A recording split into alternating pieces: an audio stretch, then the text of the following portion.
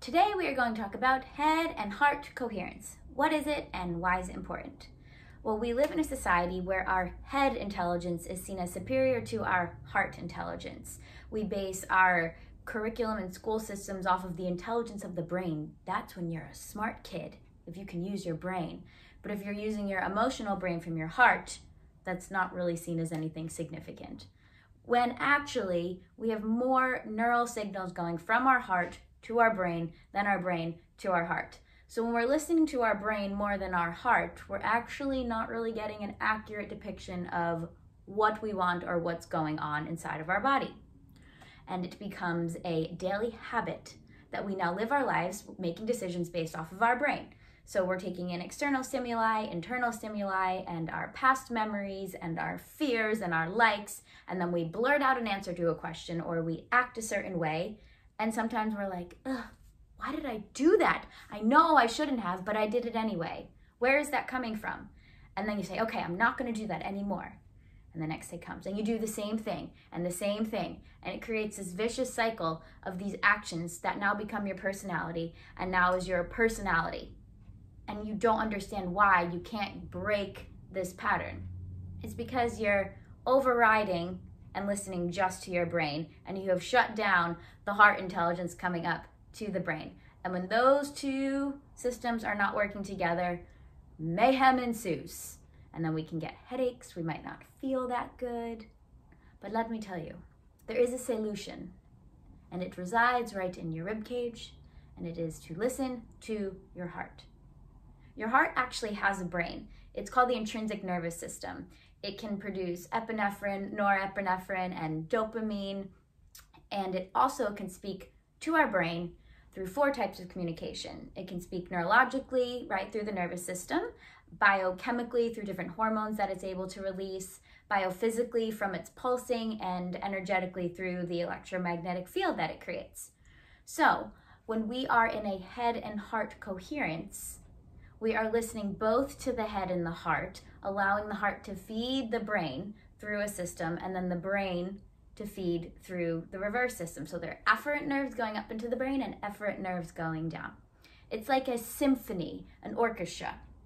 The heart is the master conductor, and it will send signals through these 4 different languages. First, maybe it goes through the vagus nerve and then into your brainstem, into the medulla, and then it goes into the amygdala, the hippocampus, the hypothalamus, the thalamus, and then up to your higher processing center in your cortex. So that's one pathway. And when those are all playing the same song, right? Each part of your body, each group of cells in these different organs are playing the same song to their maximum capacity, it sounds great.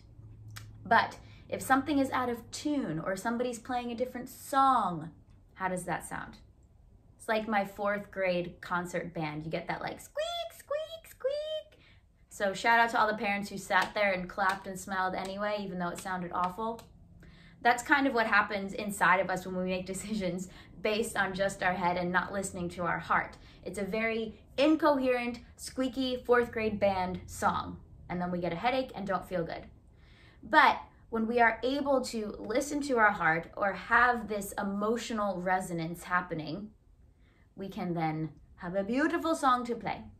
But it still matters what emotions are coming from the heart, because you can think yourself positive all day long, be like, I feel great. But if your heart is sending signals that you're actually really frustrated and angry and sad, that happiness thought isn't going to get you very far. It's not very sustainable. So it's really important that we work on our emotions. Emotions are energy in motion.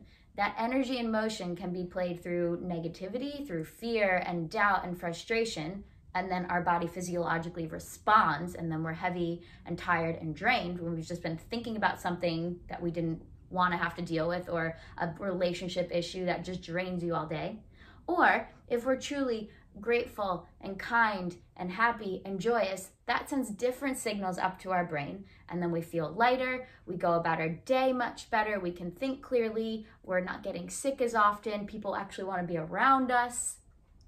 So you have a way that you can conduct your head-heart coherence so that you are optimally functioning throughout the day. And there's been many studies done when there's an increased head-heart coherence, you have better athletic performance, blood pressure goes down, your short-term and long-term memory increases.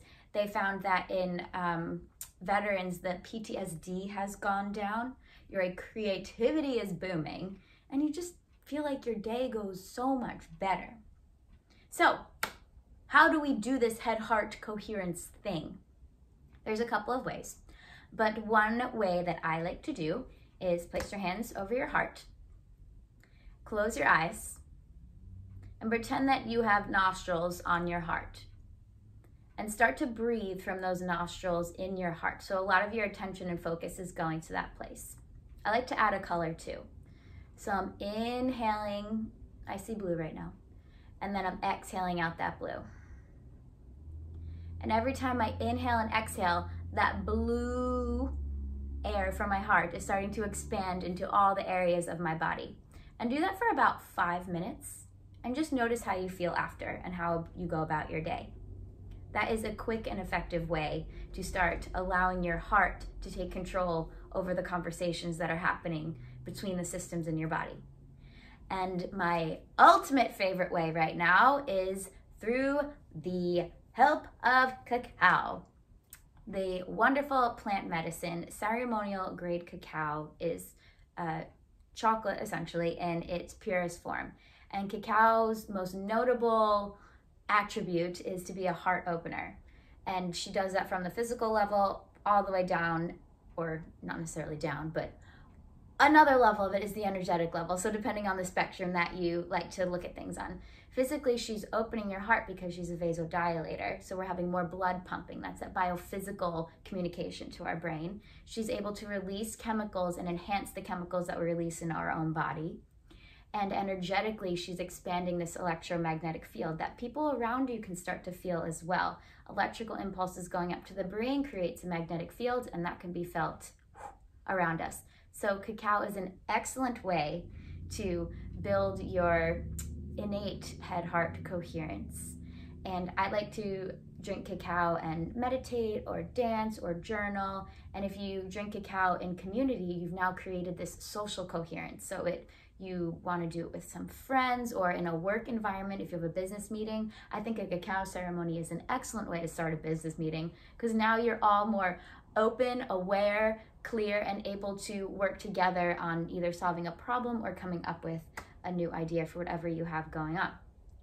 So, what are you going to do to increase your head-heart coherence? If you have another way, let me know in the comments below, or if you'd like to work together and sip cacao or work through some breathing, moving, and recovering to increase your head-heart coherence, reach out at Casey@CaseyMorrow.com.